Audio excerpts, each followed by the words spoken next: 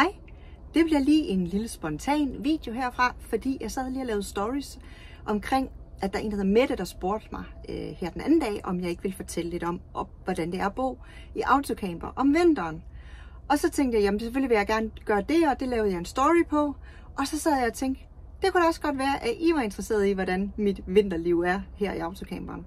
Så derfor så har jeg vendt min skærm om, så det bliver bredformat, og så prøver jeg lige at se, om jeg kan huske, hvad det var, jeg sagde over det andet sted. Men det, som der helt sikkert fylder allermest for mig om vinteren, det er gassen. Gassen er noget, jeg bruger en del af, i og med det selvfølgelig er koldt, og jeg skal have varme på. LMC'en her, jeg kører i, den er varmet op af et Troma gasfyr. Og det er sådan set fint, der er ikke noget. Jeg har 2 gasflasker herude, som den er koblet op på. Jeg har ikke noget fyldeflaske. Det kan man også vælge.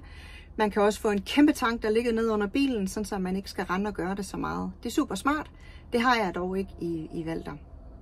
Men nu her, hvor det var koldest, i de der 8-9 grader-agtigt, der havde jeg en gasflaske på de der 10, altså en 10 kilos letvægtsflaske.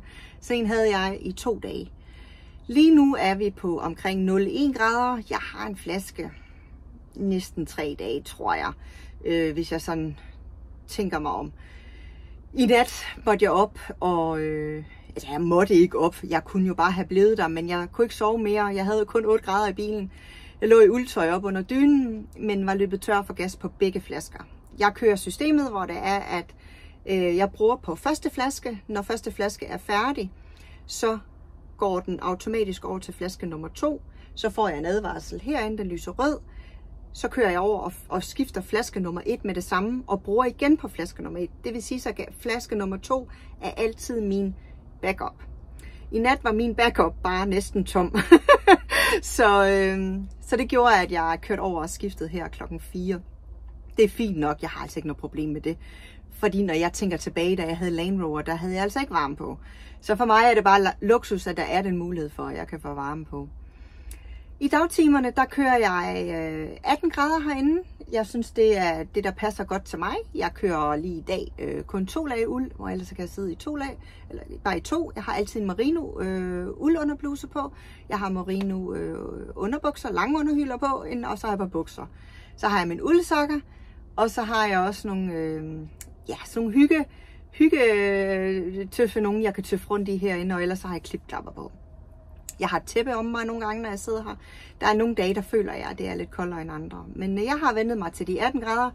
Så jeg skal lige hilse at sige, at når jeg er inde og besøge mine venner og familie, så kan jeg altså godt føle, at det er lidt varmt.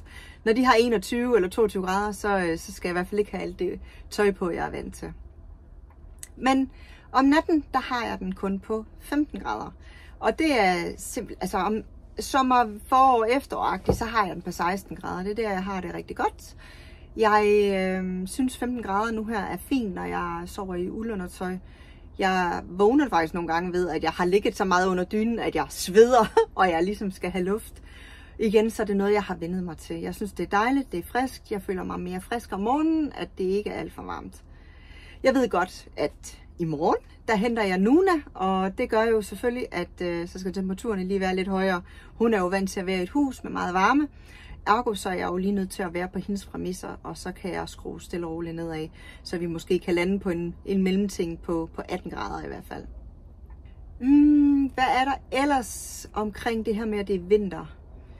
Jo, jeg er lidt udfordret, når der er sne, fordi at der er steder, jeg ikke tør at køre hen. Jeg skøjter lidt rundt, kan man sige. Jeg har helårsdæk på. Det er vinterhelårsdæk, så det er lovligt og alle de her ting, men jeg kan godt mærke, at der er nogle steder, der kan ikke komme.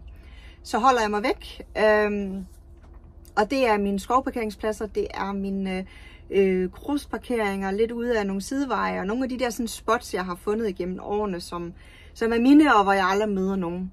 Det er hyggeligt, men der har jeg måttet holde mig fra. Så jeg har været lidt med i byen. Jeg har sovet ved supermarkeds parkeringspladser. Jeg kører ud parkeringspladser, hvor der er skrabet. Ellers så har jeg været og besøge nogle venner og familie også.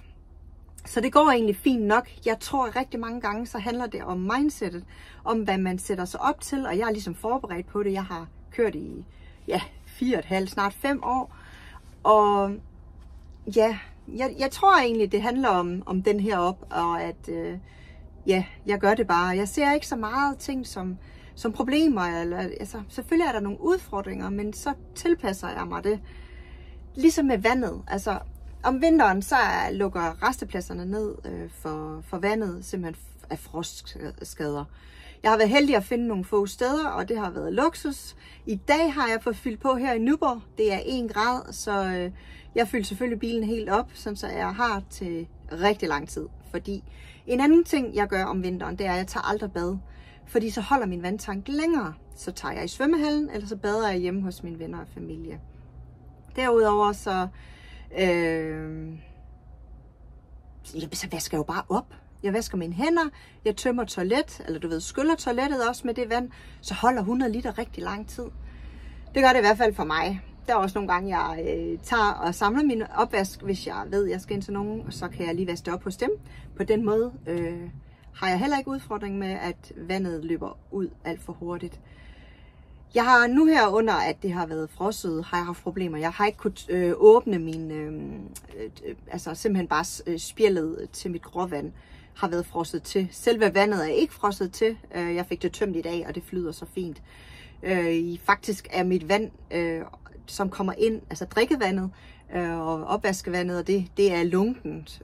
Så der går noget varme ned omkring det, så jeg har aldrig problemer med, at vandet fryser til. Har vi andet? Vinter. Jeg tror det faktisk ikke. Det var sådan lidt, hvordan jeg holder vinter, og hvordan jeg holder vinter. Det lyder som om, hvordan jeg holder jul. Hvordan jeg har min vinter. I hvert fald her i LMC'en. Jeg ved også, at andre gør det anderledes. Andre har deres gasflasker længere. Andre har et eller andet. Jeg ved det ikke, hvorfor jeg bruger så meget gas altså på 2 dage ved så lidt minusgrader. Men jeg har også en teori om, at der ryger rigtig meget ud til garagen. Den er rigtig fint varmet op også. Jeg føler ikke, jeg fryser her. Jeg føler, at det er godt. Der er ikke noget træk. Jeg har et andet godt fif, som jeg bruger. Der jeg lukker alle mine skodder. I kan se i køkkenet også. Altså alle skodder er lukket ned. Og så kan man sige, lige nu, hvor jeg holder, og der er smuk vandudsigt her i Nyborg, jamen der scroller jeg ned, skulle jeg til at sige. Der ruller jeg ned for udsigten. Og det er simpelthen, altså for bare også lige at have lov til at nyde. Men ellers så holder jeg mig i den her klodse, og det gør, i den her kasse. Ej, det kører godt. Men i dag vil jeg gerne have noget lys ind. Solen skinner rent faktisk, så synes jeg, det er lidt dejligt. Men tak fordi I kiggede med. Hvis I synes, det var brugbart, så klik på like dernede. Og hvis det er første gang, du har været med på mine videoer, så følg med. Det er hyggeligt, at I er med mig. Jeg fortæller alt fra sådan en praktisk video til eventyr, og i morgen henter jeg min lille hundevalp. Det glæder jeg mig rigtig meget til, og jeg håber også, at vi inden længe har overskud til lige at kunne lave en video omkring, hvordan det går med hende. Jeg glæder mig rigtig meget, og vi starter allerede hundetræning her på mandag, som er online. Men for nu, tak for i dag, og jeg skynder mig at lægge det op, så jeg forhåbentlig har den der ude til jer i aften, så jeg ikke skal bruge tid på det i morgen.